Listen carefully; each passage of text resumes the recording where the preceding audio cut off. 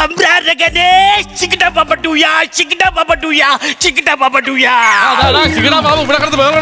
രാവിലെ കട തുറന്നില്ല. നിന്നെ കാണണമെന്നും പറഞ്ഞ് തന്നെയാണ് സോമ ഞാൻ വന്നത്. പ്രാർത്ഥന മാത്രമല്ല, നീ ഇന്നലെ പാന്റ് എന്നും പറഞ്ഞ് എനിക്ക് എന്താണ് തച്ചു തന്നത്? സോമൻ പാന്റ് വെച്ചാൽ അത് പാന്റാണ്. ഏത് പാന്റിനാടാ സോമ 3 കാലുള്ളത്? ഏത് പാന്റിന്? അല്ല ഇത് ഇപ്പോഴത്തെ ട്രെൻഡാണ്. എന്തോന്ന്? ഈ പാന്റിന്റെ പേര് തന്നെ മുക്കാപ്പുലെന്നാണ്. സോമ, നിനക്കൊരു കയ്യബദ്ധം പറ്റിയിട്ട് പാപം പിടിച്ച റഹ്മാന്റെ തലയെ കൊണ്ട് വെക്കരുതേ നീ.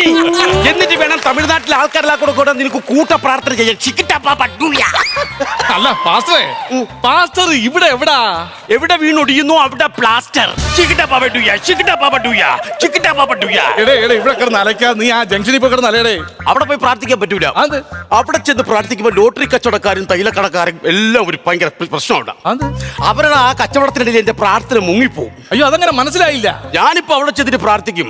ദൈവങ്ങളെ കാലം കാത്തുവെച്ച സംരാരകനെ എന്ന് പറയുമ്പം ലോട്ടറി കച്ചവടക്കാർക്ക് തുടങ്ങും. കേരള സൗഭാഗ്യ ഭാഗ്യക്കുറികൾ നാളെയാണ്.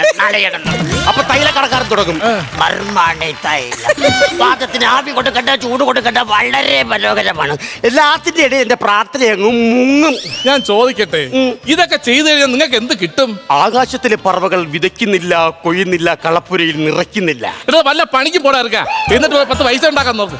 പണിക്ക് പോയി പണമുണ്ടാക്കിയ യൂസഫ് അലി, നോക്ക്, നിങ്ങളെ ലുലു മാളിന്റെ ഒരു ഓട് പൊളിഞ്ഞിരിക്കണം. ഉച്ചിയിൽ വീണ എപ്പോഴാണെന്ന് നോക്കണം. നന്നാക്കാൻ വേണ്ടി നടക്കുന്നത്. എന്റെ കാര്യം എനിക്ക് നോക്കാറിയ, നീ നിന്റെ കാര്യം നോക്കാൻ പോറെ. കാര്യമൊക്കെ നോക്കാം. ഇതിന്റെ ഒരു സംഭവം നടക്കാൻ പോവാ. സംഭവം 2 ആഴ്ചക്ക് മുമ്പ് നമ്മുടെ ഗുണ്ട സാബു ഇല്ലേ, നമ്മളെ മനോജിനെ ഇവിടെ അടിച്ചില്ലേ? നീയല്ലേ പോലീസിന്റെ അടുത്ത് സാക്ഷി പറഞ്ഞത്? ഞാൻ തന്നെയാണ് സാക്ഷി പറഞ്ഞത്. അതിനെന്ത്? സാബു വരുന്നുണ്ട്. പിന്നെ സാബു വരുന്നു. ദൈവമേ ദൈവമേ, ഒരുവൻ മുതലാളി, ഉലകിൽ മറ്റവൻ തൊഴിലാളി, വിധിയിൽ നിൽപ്പവനെ മാളി, വിരുന്ന് കൊടുത്തവൻ അറുവാളി. ആരാ മനസ്സിലായില്ല? ഇവിടെ പാസ്റ്റർ. ഇവിടെ എങ്ങും അങ്ങനെ കണ്ടിട്ടില്ല. പാരീസിലായിരുന്നു. നിങ്ങളാണല്ലേ പ്ലാസ്റ്റർ ഓഫ് പാരീസ്? പാരീസിലായിരുന്നു. സോമോ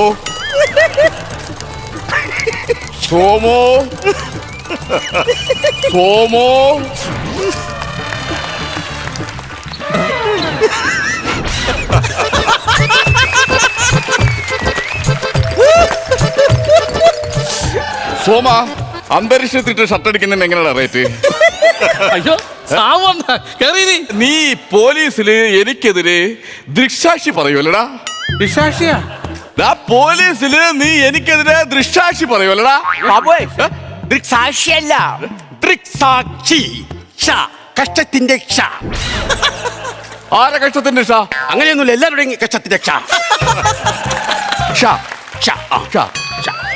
കാര്യം അറിയാതെ നീ സാക്ഷി പറയാൻ നിൽക്കും. സംഭവം നീ മനസ്സിലാക്കണം. മനോജിന് ഞാൻ തല്ലിയ കാരണം നീ മനസ്സിലാക്കണം. മനസാക്ഷിയുടെ ഞാൻ കണ്ടത് മാത്രമേ പറഞ്ഞു. കണ്ടതെന്ന് പറഞ്ഞു കഴിഞ്ഞാൽ എന്റെ കൊച്ചിന്റെ വണ്ടിയുടെ ഫ്രണ്ട് വീല് ഈ മനോജ് അടിച്ചോണ്ട് പോയി. അയ്യോ, അത് ഞാൻ അറിഞ്ഞോ? കർമ്മസാക്ഷിയുടെ പിറകുവശത്തെ വീല് 2ാമത് വന്ന് അടിച്ചോണ്ട് പോയി. നീ അറിഞ്ഞോ? ഞാൻ അറിഞ്ഞില്ല. അതൊക്കെ പോട്ട്, ഇത് ഏത് വണ്ടി? നമ്മുടെ പുതിയൊരു മറ്റേ മുട്ടായി ഉണ്ടല്ലോ, കുണ്ട്ര ജോയി, അങ്ങനെ എന്തോ മുട്ടായി. അതിന്റെ കൂടെ കിട്ടുന്ന ബുള്ളറ്റ് ഇല്ലേ, പച്ച ബുള്ളറ്റ്. ഈ ബുള്ളറ്റിന്റെ 2 വീലായി മനോജ് കൊണ്ടുപോയി. അവനെ തല്ലണ്ട ഞാൻ. അല്ല, ഞാനിതൊന്നും അറിഞ്ഞില്ല സംഭവം. സാക്ഷിയുടെ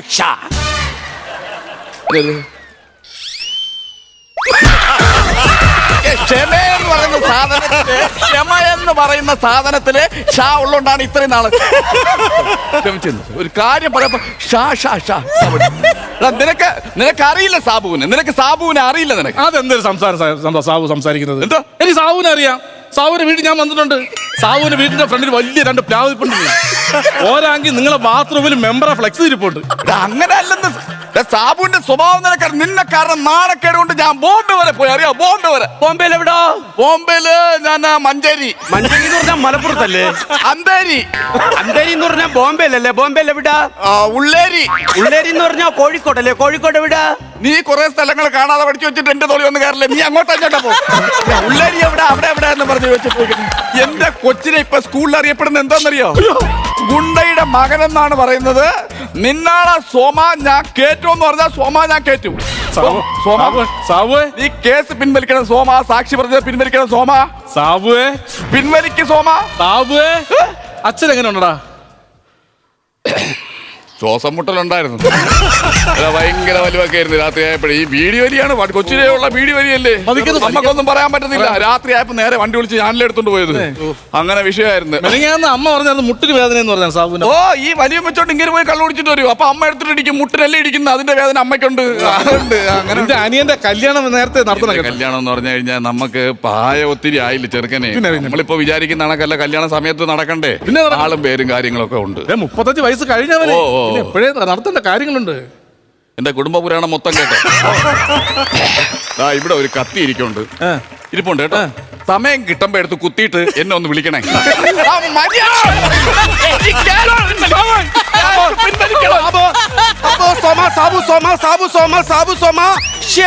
ക്ഷമ വേണം നമുക്ക്. ക്ഷമ ഒരു സാരോപദേശം ഞാൻ പറഞ്ഞു തരാം. ക്ഷമ ഒരു ഇടുങ്ങിയ പാലം. ആ പാലത്തിലൂടെ ഒരു വണ്ടിക്ക് മാത്രമേ സഞ്ചരിക്കാൻ കഴിയൂ. അതിൽ ഒരു വശത്ത് സോമന്റെ കാർ, മറുവശത്ത് സാബുവിന്റെ കാർ.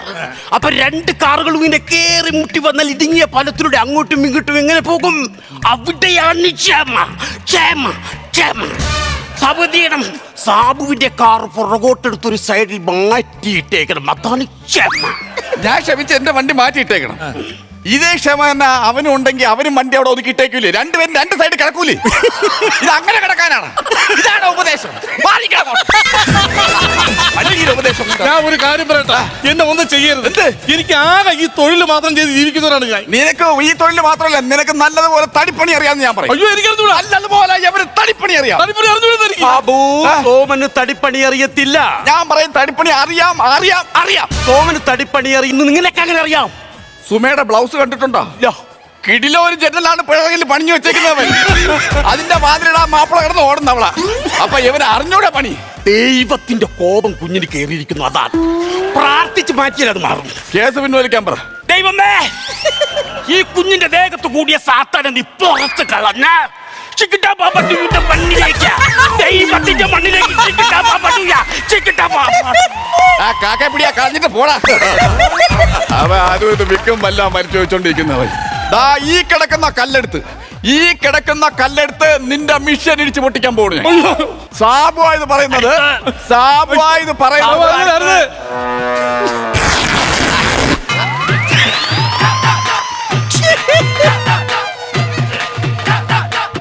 ഇതാണ് സത്യം. ഒരു നാൾ മറ നീക്കി പുറത്തു വരും.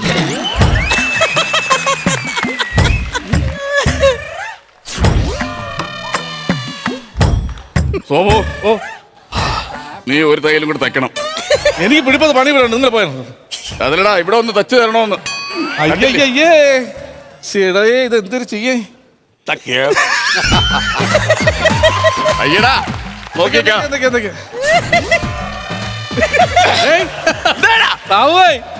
എന്താടാ പൂക്കളോ? പൂക്കളമാണോ? പൂക്കളം എന്ന് വെച്ചാൽ രാവിലെ പെണ്ണും പിള്ളയ്ക്ക് തൊഴിലുറപ്പിന് പോകണം. എനിക്ക് എന്റേതായ ജോലിയുണ്ട്. കൊച്ചുങ്ങൾക്ക് സ്കൂളിൽ പോകണം. തിരക്ക് പിടിച്ച ജീവിതം സംഭവിക്കാം. ഇതാണ് പറയുന്നത് വാളെടുത്തവർ നിക്കറാൽ. മര്യാദയ്ക്ക് കേസ് പിൻവലിക്കണം. ഞാനൊരു കാര്യം പറയാം. നിങ്ങൾ 2 പേരുടെയും മനസ്സിൽ ഇപ്പൊ എന്തോ ഒരു നിഗൂഢ വാശിയിരിക്കുകയാണ്. എന്ത് വാശിയിരിക്കുന്നു? ഞാൻ മാറ്റിത്തരാം. ഒരു സാരോപദേശം കൂടി നിങ്ങൾക്ക് തരാം. ഒരു മരുഭൂമിയിലൂടെ കുറെ ജൂതന്മാർ ഇങ്ങനെ പോവുകയാണ്. പിന്നെ ഒരു കാര്യം, ഇത് ഞാൻ പറഞ്ഞു കഴിഞ്ഞാൽ 2 പേരും കൂടി എനിക്ക് ഒരു 500 രൂപ തരണം ഈ സാരോപദേശത്തിന്. 500 രൂപ. അങ്ങനെ കുറെ ജൂതന്മാർ ഇങ്ങനെ മരുഭൂമിയിലൂടെ ഇങ്ങനെ വിശന്ന് വലഞ്ഞു പോകുമ്പോൾ അവരെന്ത് കഴിക്കും? എങ്ങനെ? കുറെ ജൂതന്മാർ മരുഭൂമിയിലൂടെ ഇങ്ങനെ വിശന്ന് വലഞ്ഞു പോകുമ്പോൾ അവരെന്ത് കഴിക്കും? നിനക്ക് 500 രൂപയ്ക്ക് വല്ല മേടിച്ചിട്ടുണ്ടെങ്കിൽ നീ പോയി മേടിച്ചാൽ ജൂതന്മാർ തലയെ കൊണ്ടുവയ്ക്കണം. ആവശ്യമില്ലാതെ 500 രൂപ നമ്മൾ തരേണ്ട കാര്യം എന്തെന്ന്? ജൂതന്മാർ മര്യാദക്ക് നീ കേസ് പിൻവലിക്കണം. ഞാൻ പിൻവലിക്കുന്ന മുമ്പ് എനിക്ക് ഒരു കണ്ടീഷൻ ഉണ്ട്. എന്താ കണ്ടീഷൻ? ഈ കുരുക്കുന്ന എനിക്ക് രക്ഷപ്പെടണ്ടേ? രക്ഷപ്പെടണം. മനുഷ്യൻ രക്ഷപ്പെടണം. ഏത് കാലഘട്ടത്തിൽ നിന്നും മനുഷ്യൻ രക്ഷപ്പെടണം. കണ്ടീഷൻ പറ. ഇനി എന്നെ ഉപദ്രവിക്കാൻ വരരുത്. അത് എഴുതി എനിക്ക് ഒപ്പിട്ട് തരണം. ഇതെല്ലാം കേസിന്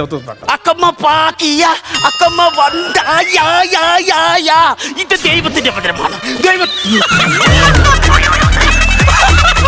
ഒരു കാര്യം കണ്ടീഷൻ എന്താ? അതായത് എന്റെ കടയുടെ മുമ്പ് ഇനി ആരും ആരെയും കൊണ്ടും തല്ലരുത്. ആരെയും കൊണ്ടുവന്നു ഞാൻ തല്ലത്തില്ല, അതുപോലെ എന്നെ ശല്യം ചെയ്യില്ല. ഓക്കെ ഓക്കെ ഓക്കെ അല്ലേ? ഓക്കെ. അപ്പൊ നമ്മൾ തങ്ങൾ ഒരു പ്രശ്നമില്ല. പ്രശ്നമില്ല, ഡീലല്ലേ? ആ ഞാൻ ഡീലാണ്. ഡീലാണ്. ഓക്കെ സംഭവം. നീ ആവശ്യമില്ലാത്ത കാര്യങ്ങൾക്ക് നമ്മൾ